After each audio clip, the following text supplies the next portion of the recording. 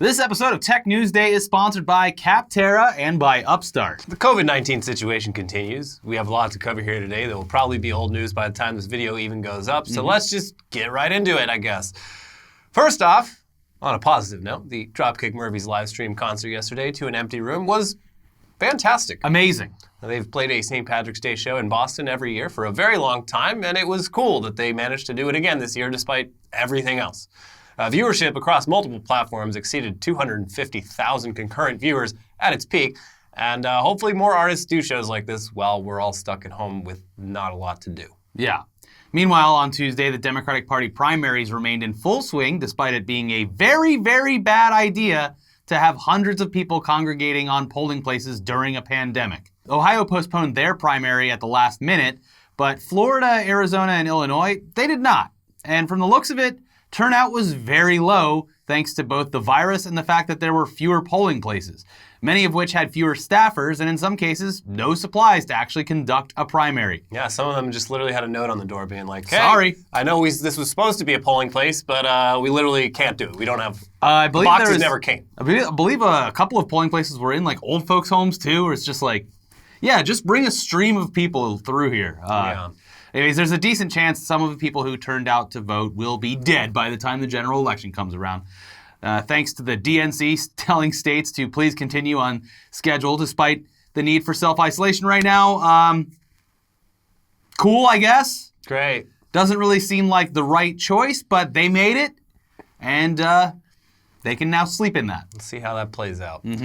Meanwhile, as we said Monday, San Francisco is under lockdown, with people only allowed to leave their home to either visit doctors or to purchase food or medicine. And we can probably expect similar lockdowns in various cities across the country. I mean, here in LA, for at least the next month, all movie theaters, bars, nightclubs, gyms, venues, arcades, bowling alleys, social clubs, and restaurants are closed. Restaurants are allowed to keep selling food, but for takeout only. And they just put new restrictions in the city of LA on street vendors as of today.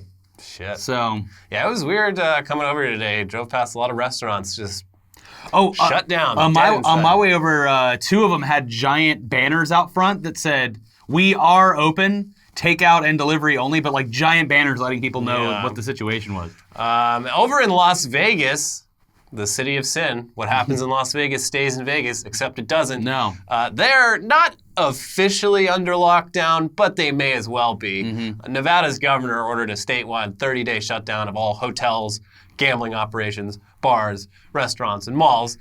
Essentially everything the city of Las Vegas is known for. So the Strip is dead. The Strip, the lights are off. It is eerie and weird. It is, yeah, like, I don't know why this fucked me up so much, but like seeing Las Vegas like shut down, I'm like, damn.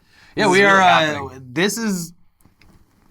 It's pretty surreal, is all I can say. We are living through something that no one in the past 2 generations, 3 generations has lived through. I think the last time that would even be comparable to this as far as businesses and stuff like that closing and people like staying away from people in public is World War II or the Great Depression. Like, it really hasn't happened. Yeah. It's new to everyone. Anyways, at this point, COVID-19 is shaping up to be one of the defining events of the 21st century, right alongside 9/11. But how bad will it get? How long will it last? Well, the epidemiologists at London's Imperial College, who have a strong track record in advising governments on dealing with diseases, they released their COVID-19 report this week. They'd previously shown this report to the UK and US governments over the weekend, but now anyone can see it.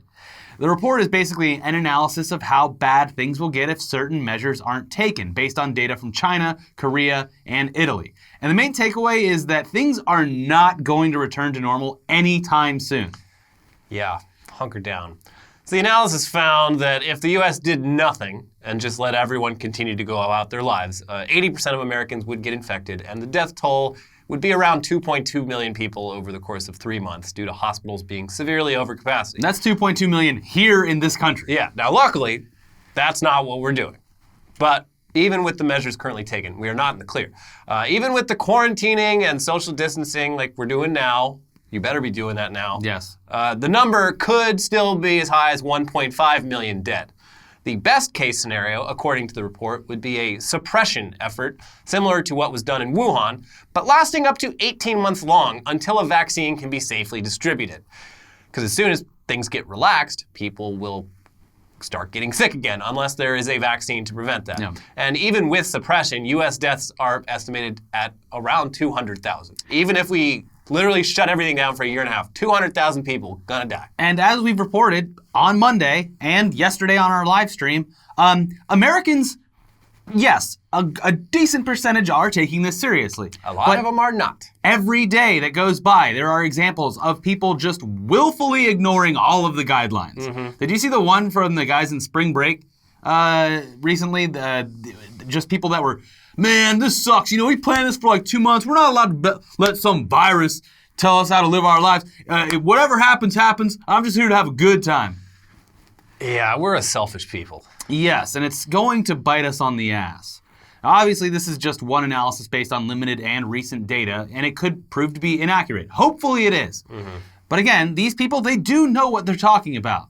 The point is, this is very, very bad, and we won't see the end of it for a long time. It's been like, again, we're still within like around the first week of this in America as far as self-isolation and quarantine go. Get ready for a long time compared to what you've already dealt with. Yeah. Either millions of people die or we all hunker down for a year or so to flatten the infection curve enough that hospitals can actually treat the cases as they come. That's pretty much it. Yeah. The only options. This is going to have far-reaching effects on every aspect of human life for a very long time. And you know what? It's okay to be fucking terrified about it. Yeah, it's fucked. Shit is fucked. Yeah. I'm still in like I've come to terms with the fact that this is how life's going to be. But it hits me every like once in a while where I'm just like, oh yeah, even if I wanted to, I couldn't go down to my like local favorite bar. Like, yeah, it's fucking surreal. Every day I'm like, oh wait, yeah, I'm living through like one of the defining moments of like modern history right now. Of multiple generations. And no one knows how the hell this is all going to turn out. And here's the problem is like everyone jokes like, oh, we the gamers, we know about self-isolation. And both me and you, we've worked from home for over about 2 years now almost. Yeah. But here's the problem. It's okay we could leave whenever we wanted to and go out and see friends and go to bars and go to concerts whenever we wanted to. When it's forced, that is different and it makes you a little bit more nervous. Also, a lot of people can't work from home. A lot of people are losing their jobs because employers in this country are well within their rights to simply fire their entire staffs rather than pay any sick leave or, they can just say, you don't work here anymore, so you're not our problem. One of the worst things I've seen as well is, if you have, I'm not sure of the exact stipulations, and it varies by state, I'm sure, but, if you lose your job and it's a full-time job, you could apply for unemployment benefits. A lot of companies are just not scheduling people, not firing them, but taking them off the schedule for weeks at a time with no end in sight, so they can't even apply for unemployment benefits. Yeah, there's going to have to be, and they're talking about different ways to do this, there's going to have to be some sort of, like, huge government intervention to ensure that everyone isn't fucking homeless by like 4 months from now. Yeah. Now, anyways, in the meantime, you can be scared, whatever. But in the meantime, here's some helpful advice from another medical authority, the Wu-Tang Clan. Oh, thank God. Yeah. Protect your neck against the coronavirus with this handy mnemonic device. Wu-Tang. Wash hands, use mask properly, touch nothing, avoid large crowds, never touch your face with unclean hands, and go to the hospital if you have severe symptoms. So thank you, Wu-Tang Clan. Thank you, RZA, Jizza, Ghostface, the rest of them. There's a lot, but thank you all. So sorry if that jump from talking about human life fundamentally changing for the foreseeable future to talking about the Wu-Tang Clan. If that was a bit jarring there, I'm sorry, but we're trying to maintain our sanity here as much as you are, and we're struggling. And on that note, I guess we should talk about Big Brother. So participants in this reality show, they have, of course, zero contact with the outside world except in cases of extreme emergencies. And because of this, Big Brother, their sets around the world in multiple countries are filled with people who are completely unaware that there's a deadly pandemic going on, or at least they were until this week. Yeah. The season of German Big Brother started on February 6th, and Brazilian Big Brother started back in January. So in both cases, the cast may have been aware of a disease in China, but were completely in the dark about the disease's current status as a global pandemic that is shutting down entire cities and countries. Even contestants of Canadian Big Brother, which started on March 4th, missed out on a lot just in the past 2 weeks. As of now, though, all 3 shows' contestants have been informed live on the air that this is happening. And as you can imagine, it was a lot to take in all at once. You can't really just ease into something like this. It's pretty nuts. On the upside, though, the Big Brother set is probably one of the safest places in the world to be right now, at least as far as this disease is concerned. That's true isolation. Right there. Unfortunately, the seasons only last so long, and the show's signature evictions will continue, which sucks. It's a real motivator to stay in there. They should keep these people that are involved in this season of Big Brother completely in quarantine throughout the entire pandemic. You would hope, but they won't. Yeah, also, like... This is going to be great for ratings. Going back to, like, you can't really ease into this. The one that I did see footage of was the Brazilian Big Brother, where it's just like, droop, droop, alert, and the guy gets on the screen and is like, by the way, I want to let you know that this is not a bit. I am not joking. Here's what's going on. And apparently a bunch of those contestants are actual, like, nurses and have... There's at least 2 or 3 that are in medical fields. So they were reacting... Because they know what this actually means. So it's weird to watch. Now, similarly, actor and musician, multi-threat Jared Leto, he emerged this week from a 12-day meditation retreat in the desert where he says that he was completely cut off from all outside information. In his words, coming out of isolation has been mind-blowing to say the least. And I don't know. His socials have been posting stuff that looks like it's from this trip. I don't know. Maybe he has his assistant and he told them strictly, do not talk to me. I'll throw some memory cards at you via carrier pigeon. You post this shit and you leave me the hell alone. The whole thing with his announcement of this is that he made it an announcement. Yeah. Like, this is clearly an attention grab. His Instagram profile is insufferable. I had never actually looked at it. I was like, he seems like a pretty insufferable person in general. I fucking hate this guy. Yeah. I can't help it. I'm sorry. No. Anyway, there's also likely a lot more people having similar experiences as they come back from retreats and long outdoor trips. The New York Times this week profiled a group who just got back from a 25-day rafting trip through the Grand Canyon.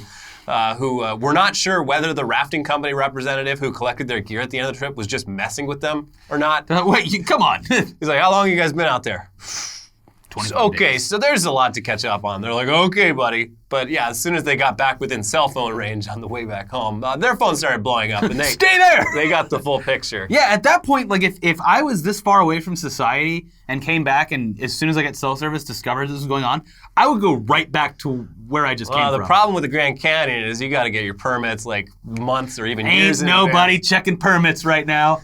It's fine. I think the national parks just like waived all fees now because they're gigantic and vast, and you have a good chance of self-isolating by going out to nature and stuff. A lot of social distance in the national parks. Yeah. Now, in other news, here's some cautionary tales out of South Korea for what not to do in the midst of a pandemic. First off, earlier this month, a church in South Korea had the entire congregation line up to get salt water sprayed into their mouths under the false belief that this would prevent the spread of the virus. Well, guess what? It did the opposite. The spray bottle touched the mouth of someone infected, and 46 other churchgoers got infected because of it. Wow, that really backfired. Our God is an awesome God. He reigns. Yeah. And then there's patient 31. This unnamed Korean woman is an example of what's called a super spreader, personally infecting a lot more people than infected people usually do. Here's what Reuters said about patient 31.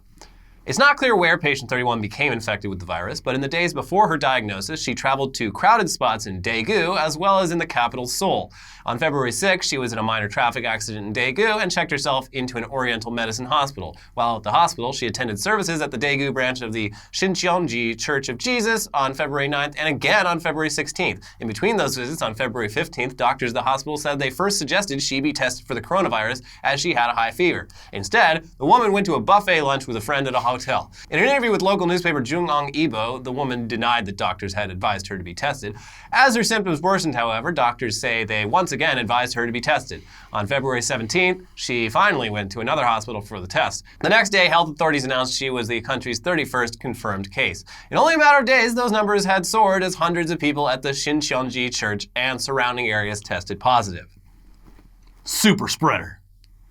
Hate to see it. She's racking up points. The Reuters article, it looks at the connections between the first few dozen cases reported in South Korea, and patient 31 is shown to have exposed around 1,160 other people to the disease before testing positive herself. Disease clusters in South Korea up to March 2nd show that the Shincheonji Church is by far the largest disease cluster in Korea. So large churches, they seem to be a great way to spread this disease.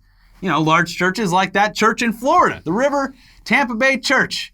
And we talked about that on Monday. The ugly ass pastor, Rodney Howard Brown, he told, the hundreds to thousands of congregants to just give each other hugs, touch each other, shake each other's hands. And that's because the church is the safest place. And also because that church and their congregation, they're not pansies. We're not pansies. So we will eventually see how that works out for them. Yeah, church is, especially in this country, because especially in the more conservative sects of Christianity, you're, I think, more likely to have congregations full of people who think this is all a massive hoax. Yeah.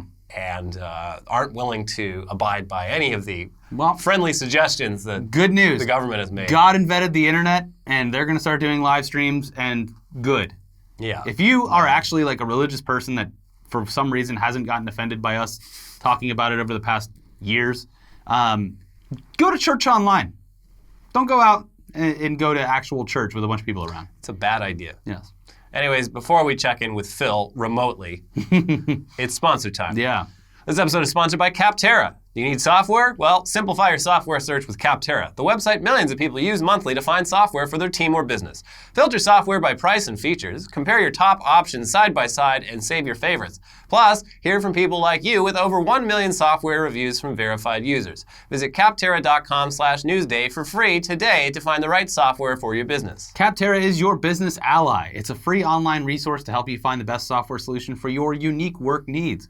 Search more than 700 specific categories of software, everything from project management to email marketing to yoga studio management software. No matter what kind of software your business needs, Capterra makes it easy to discover the right solution fast. Join the millions of people who use Capterra each month to find the right tools for their business. Visit capterra.com/newsday for free today to find the right software for your business. capterra.com/newsday. That is capterra.com/newsday. Capterra. Software selection simplified. And this episode is sponsored by Upstart. As most of us have found out the hard way, getting into debt is easy, getting out is hard, especially if your credit score isn't great. Thankfully, now there's Upstart.com, the revolutionary lending platform that knows you're more than just your credit score and offers smarter interest rates to help you pay off high-interest credit card debt. We've both been there. Literally. Credit card interest rates are terrible. And transferring your debt to a loan with a much better interest rate means getting out of debt a whole lot faster. Yeah, it's sometimes feels insurmountable, and it can be. So Upstart goes beyond the traditional credit score when assessing your credit worthiness. They actually reward you based on your education and job history in the form of a smarter rate. Upstart believes you're more than just your credit score. They make it fast, simple, and easy to check your rate. And since it's just a soft pull, it won't affect that credit score. The hard pull happens if you accept your rate. So the best part is once the loan's approved and accepted, most people get their funds the very next business day. Over 400,000 people have used Upstart to pay off credit cards or meet their financial goals. Free yourself from the burden of high-interest credit card debt by consolidating everything into one monthly payment with Upstart. See why Upstart is top-ranked in their category with a 4.9 out of 5 rating on Trustpilot, and hurry to upstart.com/newsday to find out how low your Upstart rate is. Checking your rate takes only a few minutes. That's upstart.com/newsday. Thank you for sponsoring the show. Now let's get over to Phil, who is here via satellite, direct from quarantine. Phil, what do you got in the news for us this week, buddy? Hey, it's me. Not sure if you're happy to see me right now. You know what I am? I'm kind of like a dog who brings you a dead bird. The dog thinks it's giving you a present, right?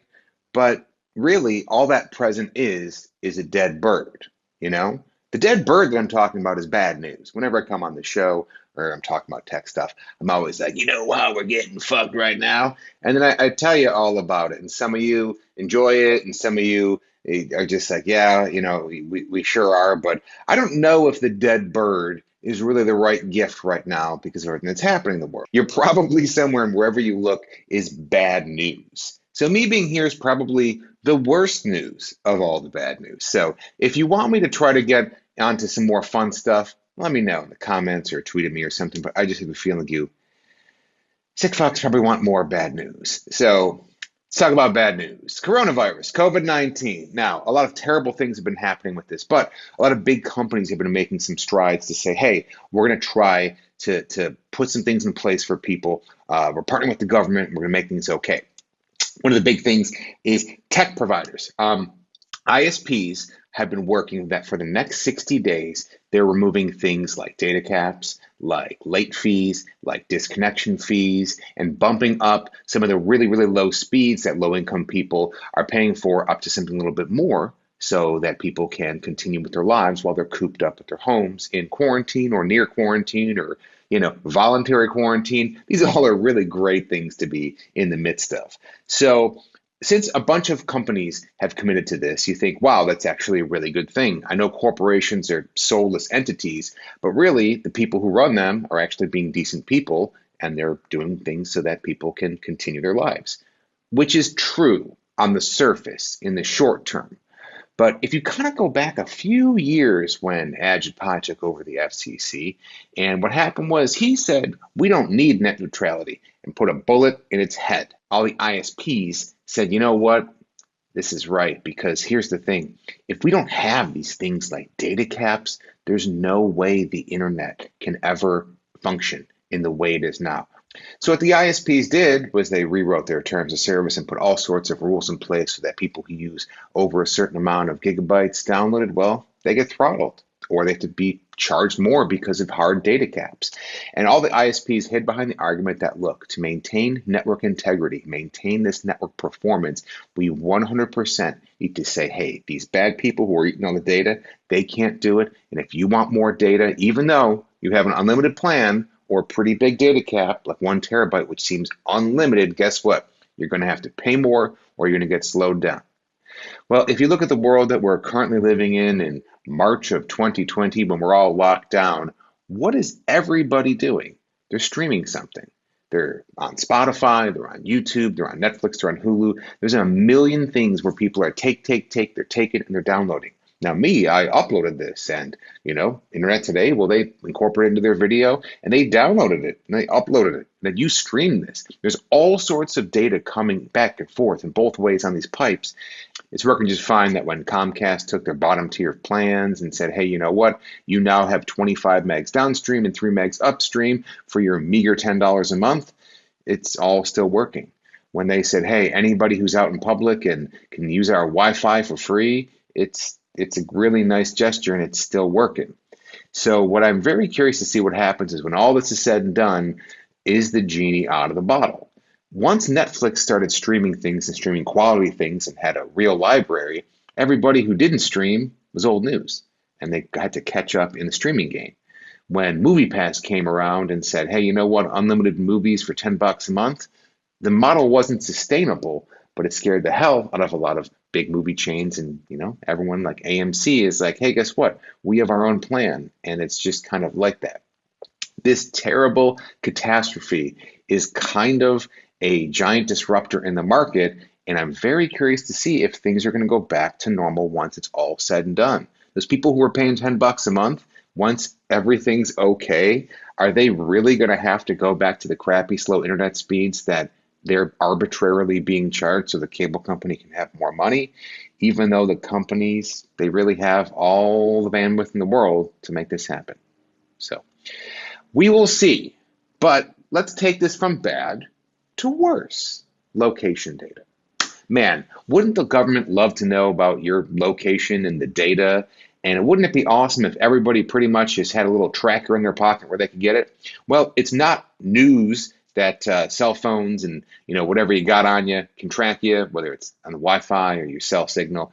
But all this has pretty much been mitigated that, Apple's put a lot of things in place so that you can app by app say, look, don't track me. A lot of cell providers got sued for selling location data to bounty hunters and pretty much anybody who would pay up. So right now, Is there any way that this can get better? Yeah, because the government would kind of maybe want to partner with some big companies who would love to get your data to make sure that people aren't going out during this huge COVID-19 situation. So when you got Facebook, when you got Google, when you got cell ISPs, this is just all ripe for a bunch of really bad news. But everything is theoretical. It's still up in the air. But here's what it really comes down to. If you pass your location information on to a company like Google or Facebook, and they then pass it on to the government, they can possibly claim that they're not going to delete said information. But we all know that they're not going to not delete it. They're going to keep it. They're going to somehow monetize this, just like everybody else. I mean, politics aside, when all the big bank bailout happened, those banks kind of benefited from that. What's happening right now with the airlines is they're in a bad spot, but they're kind of going to learn how to take this and turn it into something financially viable for them. If Google and Facebook or anybody in between gets the access to that sweet user location data, you know that they're going to find a way to say, hey, can we feed this to an algorithm?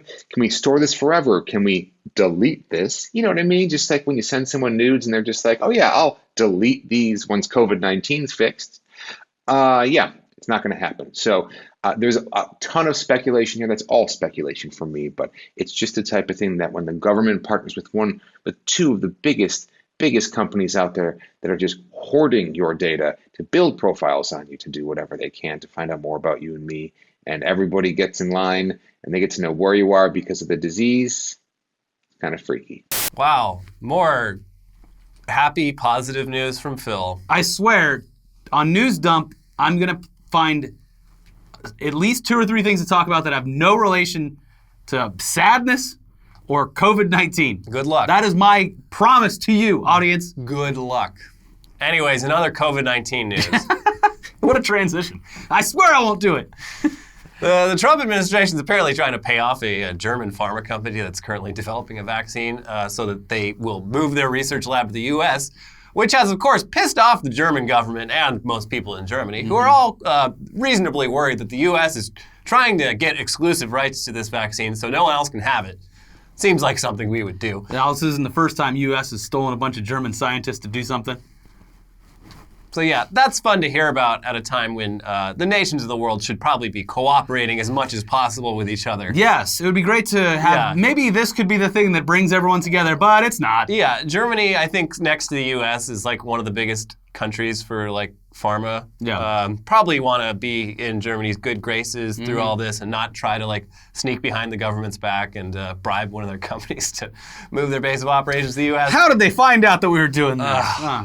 Down in Brazil, there were prison breaks at 4 separate semi-open prisons in the state of Sao Paulo by around 1,000 prisoners who were upset about learning they would no longer be receiving temporary leave during the Easter holiday. So things are going well down there? Yeah. Yeah, I don't know why we don't, I guess we probably have something like that in our parole system. But a lot of countries, they have jails where like, all right, it's you Easter. live at the jail, but you get, days off and holidays off. But yeah, these guys, they found out their visitations were getting cut. Easter was being postponed. Very Catholic country down there. And that was the last fucking straw. They made a break for it. Yeah. Most of them have been caught, but yeah. Easter Sunday for churches is going to be, if there's any churches that are actually congregating for Easter Sunday, probably a bad idea. Hey, Jesus got nailed to a fucking tree, and he 3 days in quarantine, and he was back at it again. So there you go, So, self-quarantine. yeah. But Jesus, he can't come back to life this year, sorry. Yeah. Canceled. Yep, sorry. No. For the first time in over 2,000 years, Jesus is cannot come going to back. stay dead. Yes. Over in Italy, hospitals dealing with supply shortages for replacement parts for their ventilator machines have successfully turned to 3D printing to replace the parts themselves. Now, the hospital that did this, they had first kindly asked the manufacturer to just provide the design files so they could do it. The manufacturer refused under the basis of that's our copyrighted material. So the hospital, they ended up reverse engineering the parts themselves successfully. That's great. And there have been unconfirmed reports that the manufacturer has also threatened legal action. It's unclear. But if they did, fuck them. Yes. Hopefully more 3D printing in more hospitals can ease up the strain on supply chains, because that's the biggest bottleneck is respirators. And they are expensive pieces of machinery that if you're using it day in, day out, shit's gonna break down. You don't want to like call up the company and say, yeah, mail me one of those in the next, I don't know, week or so, however long it takes. You want to have that shit at the ready. Yeah. Martin Shkreli is licking his lips from jail right now, just like, God damn, let me out there. I missed such a good opportunity. I know. To price gouge. Everyone's out there price gouging. I'm the king of price gouging. I could have been out there just making the best days of my life. Anyways, finally, Alphabet subsidiary Verily, they've launched the COVID-19 screening website for parts of Northern California, as alluded to by Trump in a press conference last week. Except he got like half the information wrong. Yeah, he said it was coming for everyone, and they're like, this is in very early beta stages, sir. and we're testing it in a very certain part before expanding on it. But because of his Mr. Magoo way of talking and stumbling into things that actually work out, I'm sure that they have a lot of pressure to actually complete this now more than before. Yeah, they're basically beta testing it in parts of the Bay Area that are like completely fucked. But now they have the pressure of the entire country on them too. Yeah. Basically, this website is it's a site that you visit to answer a questionnaire about symptoms, and depending on how you score, you may be directed to mobile testing centers to get a nasal swab test that looks extremely uncomfortable. They go deep. Jam it in there, yeah. With not nearly enough capacity for testing, though, it's kind of worthless at this point. Yeah. Unless you're an NBA player or a famous actor. Yeah, they're just tripping all over these tests. They're all over the place. Trump today was like, why can NBA teams get tested but not normal people with actual symptoms? And he's like, it's just the way life works. And he wasn't wrong. Ain't that the truth? Not wrong. He's been not wrong a lot lately. Yeah. Also, this website thing, signing into your Google account and handing over a bunch of sensitive personal health information to a tech company not bound by HIPAA laws, that is just a data privacy nightmare waiting to happen. There's all of this will be exploited very soon. There's also phishing emails already coming up for COVID testing, so you have to be very, very vigilant online with this. It's like on the one hand, all the private companies who are stepping up to the plate, good for them. That's good. We don't need to see their CEOs during press conferences, but it's not ideal though. Like this, our healthcare system is so fragmented. Like this seems to at least like unify parts of it, but it's a half measure. It's never going to be enough until like the federal government streamlines this whole process a lot. Yeah, because still no one knows what the fuck is going on. You call your insurance company, they tell you to call your doctor, they tell you to go to the ER sends you back on the runaround again. And unless you're an NBA player, good luck getting one of those tests. Famous actor. Yeah. And now you can't even drive up to Canada and get a test. Oh yeah, they shut down the border. That was the most recent thing today. It's great. Yeah. I'm sure there was more. I had to skip over a few things here. There's just so much. Oh, Dwight Howard or what was it that got it? I don't want to misspeak. Kevin Durant. Okay. And a few others. I don't know. But more people are testing positive. Idris Elba tested positive. This is not ending soon. No. This is our life for the foreseeable future. Well, at least we're going to be doing the best possible job we can to keep you company. So, yeah, I mean, it's we'll be here for you. You know, first responders, people in the grocery and food industry, and content creators, and then YouTubers. Yeah. So glad to be here on the front lines with the rest of these heroes. We will be here keeping you entertained for the foreseeable future, because this is literally a two-man operation. Mm-hmm. And that's good. If there were any more, then we'd have to shut this fucking thing down. Yeah, exactly. our like hesitance and financial inability to grow as a channel is actually turning out to be quite a positive. It's a real asset. This is when lone wolves thrive. Yes, exactly. Thank your local content creator. Yeah. We'll see you guys next time. Bye.